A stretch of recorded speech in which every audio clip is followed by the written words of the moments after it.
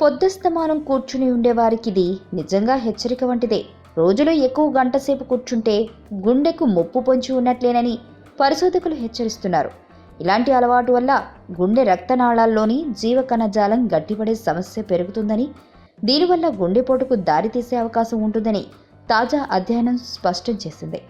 శారీరక శ్రమ లేని జీవనశైలిని కారణంగా తలెత్తే గుండె రక్తనాళాలు గట్టిపడటం వంటి ప్రతికూల సమస్యలపై వ్యాయామం పెద్దగా ప్రభావం చూపకపోవచ్చని ఈ అధ్యయన ఫలితాలు పేర్కొన్నాయి. గుండె జబ్బుల ముప్పు తగ్గించుకునేందుకు, ఫిట్నెస్ స్థాయి పెంచుకునేందుకు వ్యాయామం చాలా ముఖ్యమనడంలో ఎలాంటి సందేహం లేదని, అయితే రోజు మొత్తంలో కూర్చుని ఉండటాన్ని ఎంత మేర తగ్గిస్తే గుండె ముప్పు తగ్గించుకోవడంలో ఆ మేర ఉపయోగం ఉంటుందని తమ అధ్యయనంలో తేలిందని విస్కాన్సిన్ వైద్య కళాశాల పరిశోధకులు జాక్వెలిన్ కూలిన్స్కీ వివరించారు. రోజు మొత్తంలో కూర్చుని ఉండే సమయంలో 1-2 గంటలు తగ్గించుకున్నా భవిష్యత్తులో గుండె ఆరోగ్యంపై మంచి ప్రభావం ఉంటున్నట్లు పేర్కొన్నారు.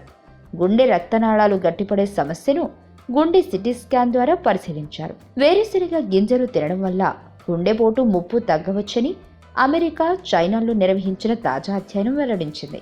ఆయుష్కు గింజలను తినడానికి ఉన్న సంబంధంపై పరిశోధకులు లోతుగా అధ్యయనం నిర్వహించారు.